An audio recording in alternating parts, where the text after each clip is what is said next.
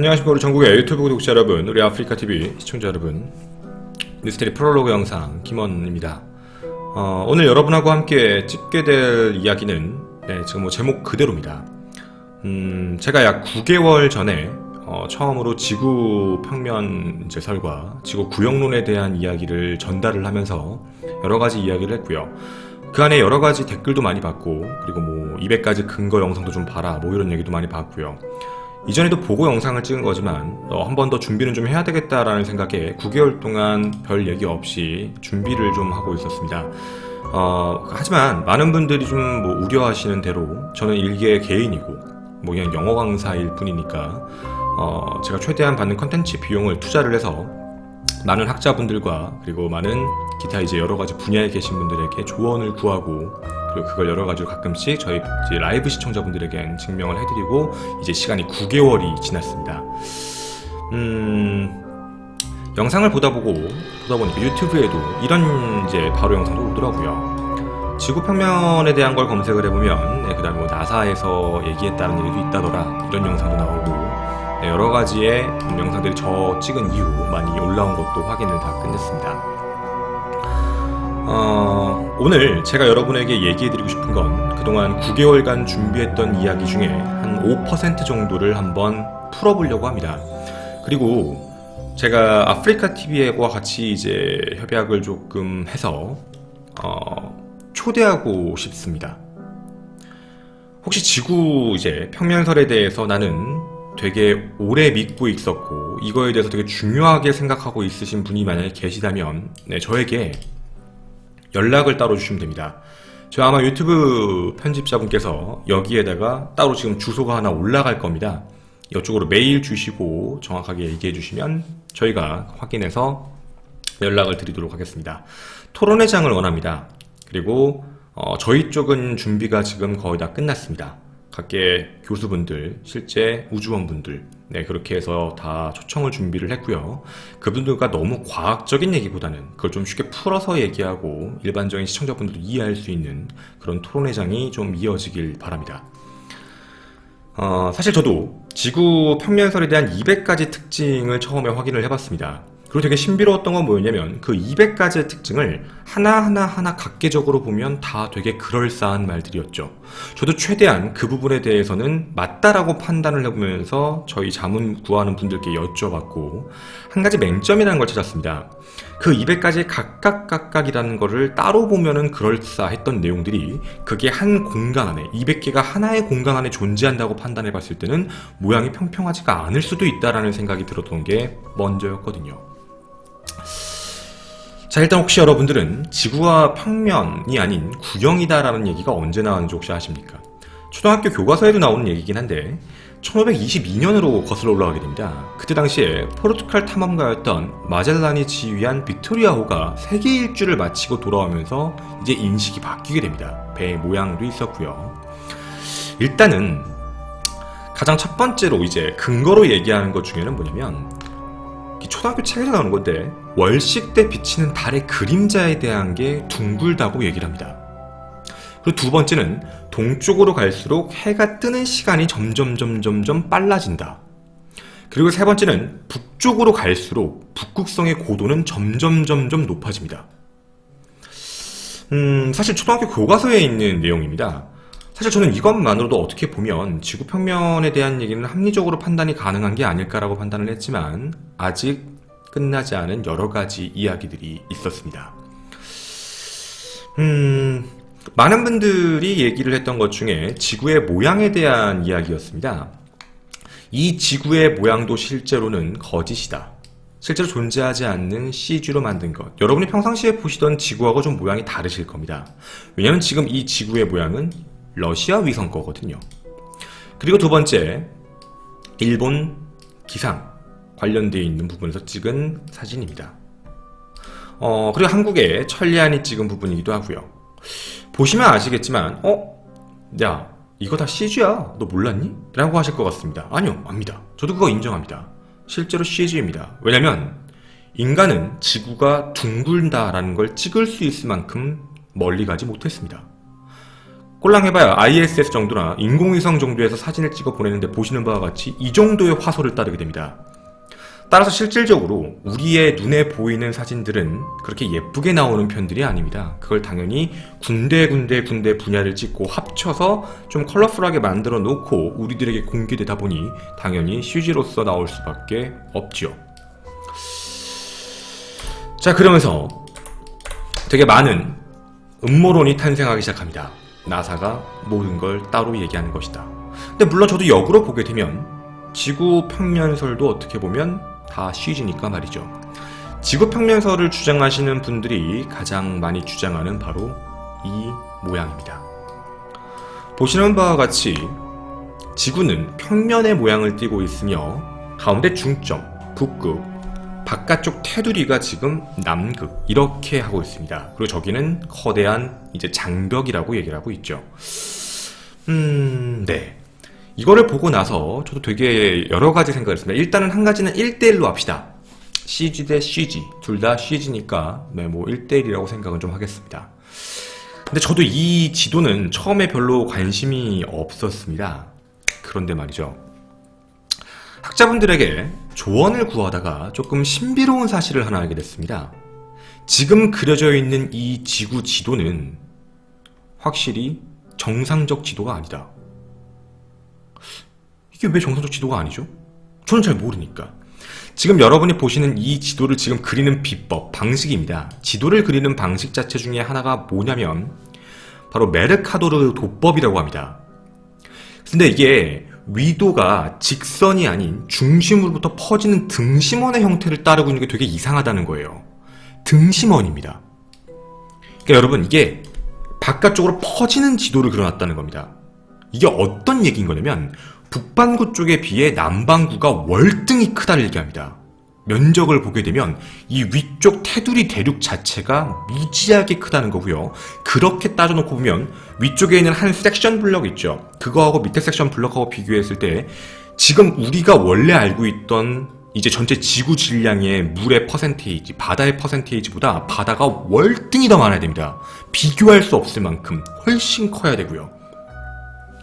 그럼 바다가 지금 현재 입장보다는 월등히, 왜냐면 이건 계산이 가능한 부분이니까 지금 보시는 거와 마찬가지로 저게 중심에서 몇 킬로미터 떨어져 있다는 걸로 계산을 해보게 되면 지금 현재 있는 바다의 물의 양보다 훨씬 더 넓어질 수밖에 없게 됩니다. 그리고 여기서 또 하나 문제점을 또 주장하시는 학자분들도 계십니다. 이런 상태의 구조를 띠게 되면 이게 문제라는 겁니다. 지금 대한민국이 혹시 어디 있는지 확인하셨습니까? 대한민국은 지금 현재 북극에서 좀 여러분이 아마 북동쪽 방향, 좀 동쪽 방향, 좀 밑쪽으로 보시면 일본하고 한국 조그맣게 보이실 겁니다. 이 지도에 따르게 되면 대한민국에서 동쪽으로 계속 올라가게 되면요. 계속 가게 되면 우리가 도착하는 곳은 남극입니다. 하지만 정말 죄송한 얘기지만 지금 현재도 무역선이 움직입니다. 태평양 바다를 건너서 가면 미대륙을 가게 되죠. 안 맞습니다. 그럼 만약에 지구 평면설이 맞다면 동해바다에서 출발했던 모든 배들은 타원으로 돌고 있는 겁니다. 곡선 방향으로 돌면서 미대륙으로 들어가고 있다는 거거든요. 말이 이상합니다. 분명히 배의 항로는 GPS 장치에 의거해서 정확하게 가고 있는 거거든요. 이게 저한테 얘기했던 전문가의 두 번째 의문점이었습니다. 그리고 세 번째 의문점은 바로 풍량입니다.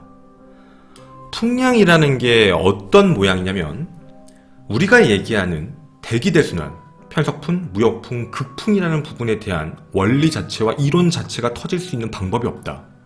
어떤 방식으로 그 바람들을 설명할 것인가에 대한 부분입니다. 지구가 자전을 하고 둥근 형태가 아니라면 그 부분에 대해서는 전혀 설명이 불가능하거든요. 자, 여기뿐만 아니라 또 몇 가지 이야기가 더 존재합니다. 보시는 바와 마찬가지로 제일 궁금한 건 태양과 달입니다. 도대체 태양과 달이 어떻게 그러면 존재할 수 있는 것인가에 대한 부분인데 여기에서는 이렇게 얘기하고 있습니다. 태양과 달이 이렇게 돌고 있다. 서로 반대 방향으로 돌고 있으면서 이거를 지금 보시는 저 지구 궤도에서 이렇게 동글게 돌고 있는 부분이라 이제 비춰지는 부분은 낮, 달이 있는 부분은 밤 이렇게 돌고 있다고 얘기를 하시더라고요. 옆으로 가서 여기는 이제 해가 뜨고 여기는 점점 해가 지는 거고, 이렇게 도는 구조를 띠고 있는 게 이제 말 그대로 지구 중심으로 모든 게 움직인다는 얘기인 겁니다. 근데 이게 문제가 하나 있습니다. 저렇게 바늘처럼, 시계바늘처럼 이렇게 돌고 있어서 태양이 있는 부분은 밝아지고 달이 있는 부분은 밤이 됐다. 거기까지는 이해를 했습니다.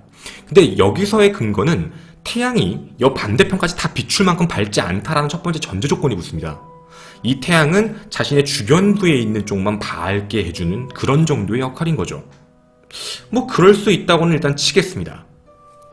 근데 이게 이렇게 골고루 비추게 됐을 때 한 가지 문제점이 있습니다.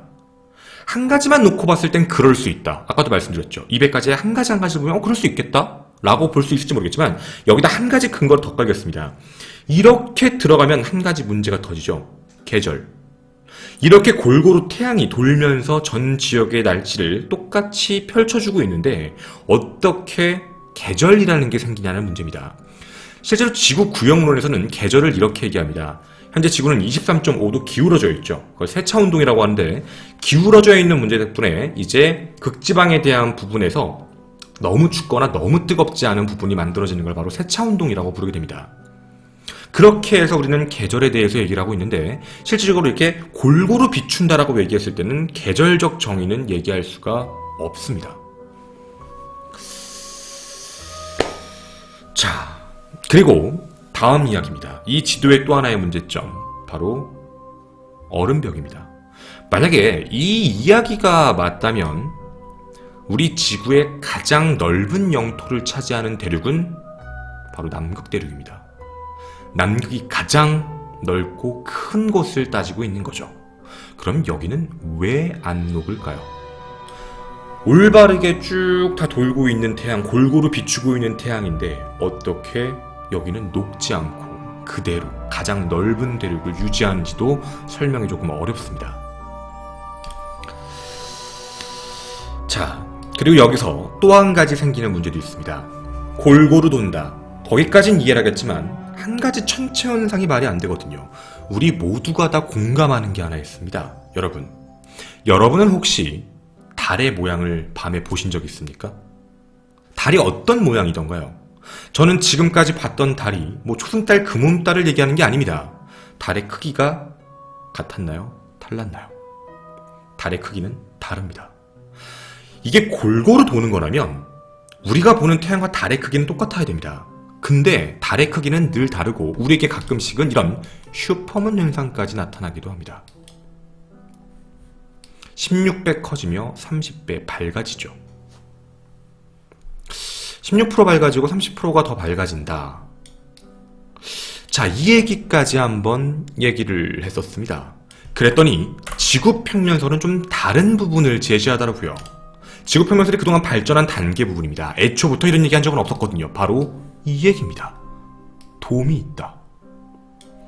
지구 평면 위에는 돔이라는 게 존재하고 저 돔 위에 태양과 달 같은 것들이 붙어있고 그게 오르락내리락하고 그 위에 물기둥 같은 게 있어서 뿌옇게 보이는 것까지 있다 라고 주장을 하십니다. 그래서 위아래로 왔다 갔다 하면서 돌기 때문에, 그러니까 이렇게 도는 게 아니라 뭐 이렇게 왔다 갔다 하면서 돌기 때문에 크기가 왔다 갔다 하면서 다르게 보이는 것이다 라는 이야기를 하게 되더라고요. 저는 근데 이게 한 가지 반박 근거라고 봤습니다. 평면설을 믿으시는 분들도 한 가지 인정을 하셔야 됩니다. 지구가 둥글어야지만 나타날 수 있는 현상이 있다는 걸 아시는 겁니다. 아니, 정확히 말씀드리겠습니다. 지구 자체가 평면에 둥글다가 아니라 어쨌든 한 가지 케이스가 필요하다는 걸 인정하셔야 됩니다. 케이스가 둥글어야지만 뭔가 말이 좀 더 되더라. 오늘은 케이스까지만 뱉을 겁니다.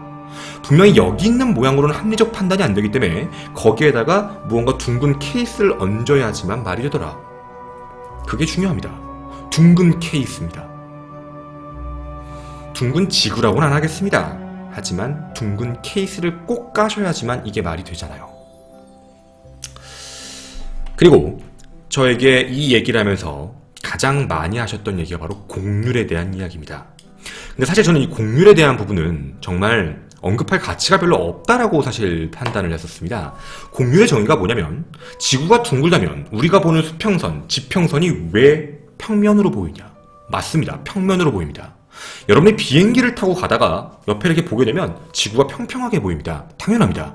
그리고 우리가 바닷가에 나가서 먼 바다를 바라봐도 평평하게 보입니다.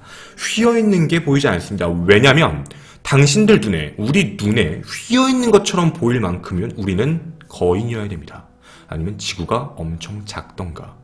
지구 크기에 비례한 인간의 크기는 얼만큼이라고 보십니까? 이게 제 지구 크기라면 과연 인간은 먼지 한 톨 정도는 될까요? 먼지 한 톨 정도가 여기에 붙어 있습니다. 그게 붙어서 지구가 휘어있는 걸 보겠다라고 얘기하는 게 혹시 말이 된다고 보십니까? 저는 말이 안 된다고 보거든요. 우리가 어떤 물건을 눈앞에 놓고 봤을 때 이게 휘었냐 아니면 직선이냐를 알아볼 수 있는 방법은 멀리 떨어졌을 때입니다. 지구 크기하고 비례해서 지구가 둥근 걸 확인해 볼 수 있는 유일한 방법은 최소 10km 이상, 최소입니다. 올라가서 봐야 됩니다. 10km면 약 10건까지 올라가야 되죠. 쉽게 말씀을 드리면 인공위성 혹은 우리가 얘기하는 ISS 같은 우주정거장이 아닌 이상은 지구의 공유를 확인할 수 없습니다. 근데 대부분 이쪽을 믿으시는 분은 ISS는 뻥이다. 나사도 뻥이다. 실제로 존재하지 않는데 그냥 있는 척하는 거고 다 쉬지다. 거짓이다. 이렇게 주장을 하십니다. 그래서 오늘은 제가 5%만 좀 뱉는다고 얘기했으니까 다른 부분은 다 떠나고요. 정말 과학적인 이론 다 제끼고 우리는 지금 과학 시간이 아니니까 정말로 ISS가 거짓말일까에 대한 부분을 한번 확인해 보고자 합니다. 아주 단순하고 쉽게 말이죠. 일단 첫 번째로 여러분들에게 보여드리고 싶은 영상이 하나 있었습니다. 바로 이겁니다.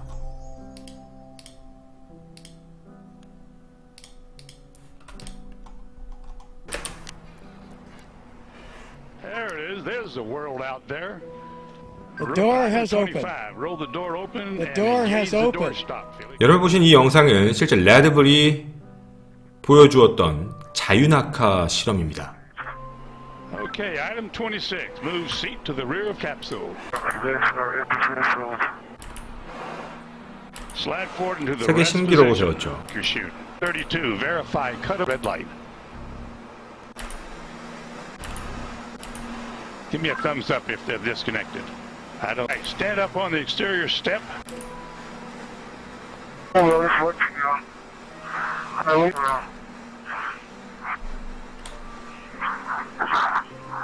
Jump her away. 자, 여러분이 지금 보시는 대로요. 이 영상은 레드불이 실제로 실험을 했던 영상이었습니다. 이거는 실제 팩트니까 그렇습니다. 근데 이걸 가지고 많은 분들이 지구는 둥글다 라고 주장을 하십니다. 왜냐면 여기에 지구가 둥근 게 보였으니까 말이죠. 하지만 지금 여러분 위에 이 글자 보이십니까? 키로는 약 3.9km, 약 고도 4km 정도입니다. 여기선 실질적으로는요, 곡률이 보이기가 어렵습니다. 저도 이게 되게 이상해가지고 확인을 좀 해봤습니다. 도대체 어떤 카메라로 촬영을 했을까에 대한 부분의 문제였거든요. 알아봤더니 고프로 카메라였습니다. 고프로 히어로 3.2로 하겠는데 광각 렌즈가 장착되어 있더라고요. 쉽게 얘기하면 그걸로 봤을 땐 당연히 휠 수 있죠. 네, 당연히 휠 수 있는 부분.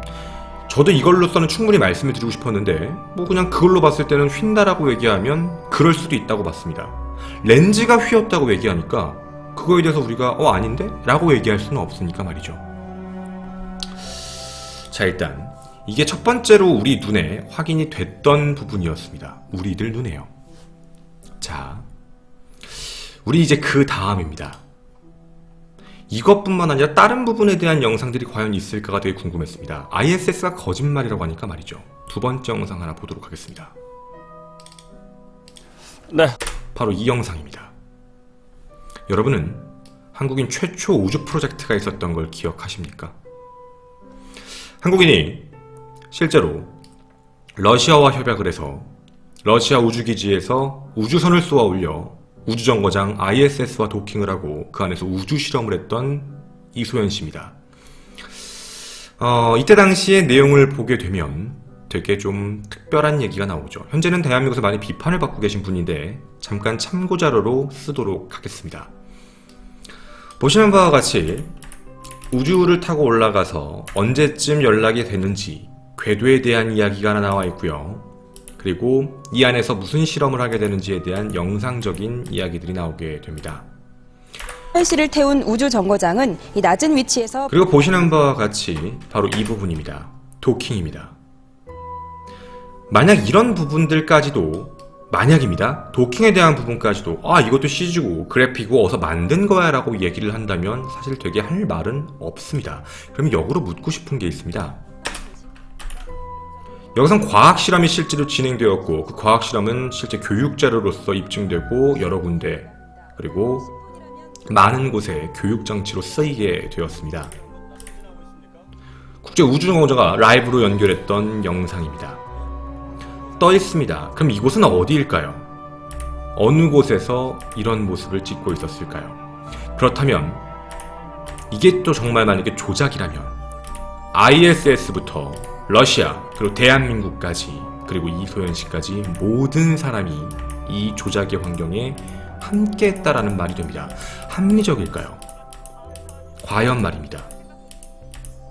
일반인을 한 명 선발을 해서 우주까지 보낸 프로젝트인데 이게 과연 가능했을까에 대한 문제도 분명히 있습니다.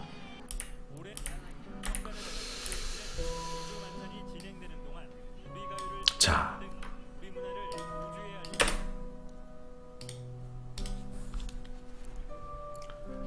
그럼 이게 포섭을 했다라는 정의가 미국, 일본, 한국, 러시아 모든 강대국들이 다 같이 짜고 치는 고스톱이며 그 안에 있는 모든 연구원도 다 거짓말을 하고 있고 그 안에 있는 우주인들도 다 거짓말을 하고 있고 그리고 하다못해 이소연 씨도 거짓말을 하고 있고 대한민국에 무언가 이상한 일이 있어서 다른 나라로 가신 저분도 아직 얘기하지 않는 이야기. 좋습니다. 제가 궁금했던 게 하나 있었습니다. 그렇게 많은 사람들이 알게 됐다라는 건 진짜잖아요. 되게 많은 사람들이 어떻게 보면 우주가 이렇게 모양이 있다는 걸 알고 있을 텐데 왜 단 한 명도 지구가 평평하다는 걸 밝힌 사람이 없을까요? 연구원 중에 말입니다. 죽을까 봐서? 어째서요? 아니면 다른 문제 때문에? 사실 이런 궁금증이 있을 때쯤 저에게 놀랄만한 얘기가 하나 도착했습니다. 바로 이것입니다. 전직 나사에서 일한 직원이 지구가 평평하다고 폭로했다. 제 영상 5개월 뒤에 올라온 영상입니다. 전직 나사에서 일한 직원이 지구가 평평하고 둥글지 않다라고 폭로한다 라고 얘기를 하더라고요. 신기했습니다. 나사의 직원이 이런 얘기를 했다. 좋네요. 나사의 연구원이라면 대단한 사람이고 내부에서 밝힌 자료니까 어쩔 수 없죠. 근데요, 저는 한 가지가 되게 의심스러웠습니다. 나사에서 근무했다. 근데 이 사람이 주장하는 말 중엔 뭔가 조금 이상한 게 좀 많았습니다. 정말 기본적인. 왜냐면 제가 영상을 보여드렸던 대부분의 천문학자가 아니 이게 이런 얘기를 할 게 아닐 텐데? 학자 맞아요? 라고 물어볼 학자에 대한 의심을 하더라고요. 알아보게 됐습니다. 도대체 이 사람이 누구일까? 그리고 이 사람이 누군지를 알아냈습니다. 이 사람의 이름은 데이브 머피. 나사랑 전혀 상관이 없는 사람이었습니다. 이 남자입니다. 이 남자는 영국 태생이고요. 실제 발음도 영국 발음을 씁니다. 원래는 미국의 이미지 영상 작업 그리고 프로그래밍을 했던 사람인데 9.11 테러 현장에서 살아남은 사람입니다. 그리고 그때부터 약간 음모론에 대한 부분의 책들을 많이 쓰게 되고 이야기를 많이 하게 됐는데 거기서 가장 많이 얘기한 게 지구평면입니다. 지구평면설에 대한 이야기를 많이 하기 시작하면서 지금 현재는 영국에서 어머니와 생활을 하고 있는 걸로 알려져 있고요. 전 세계 각지를 다니면서 책을 쓰고 강연을 하면서 그렇게 살고 있는 걸로 알고 있습니다. 이 사람과 관련이 없다라는 증거는 뭐냐면 이 사람 이름 데이브 머피라는 사람은 아예 나사 직원 명단에 존재하지 않습니다. 하지만 데이빗 머피는 존재합니다. 다른 사람입니다. 즉, 이 영상에 있는 나사의 전 직원이 지구가 평평하다고 폭로했다. 저 말은 거짓말입니다. 어떤 유튜버인지는 모르겠지만 거짓된 말로 잘못된 영상을 올린 겁니다. 확인이 좀 필요했던 부분인데 나사의 직원은 아니었던 거죠. 그렇습니다. 저는 오늘 그래서 진짜 학자를 모시고 오고 싶었습니다. 바로 이분입니다. 진짜 학자는 이런 분이시죠. 천문학자, 당연히 박사학위죠. 이름 닐 디그레스입니다. 정말 유명하신 분입니다. 이분이 자신의 트위터에 아주 멋있는 명칭을 하나 날려주셨습니다. 그래서 제가 그걸 갖고 있었습니다. 신기했거든요. 이런 말씀을 하시더라고요.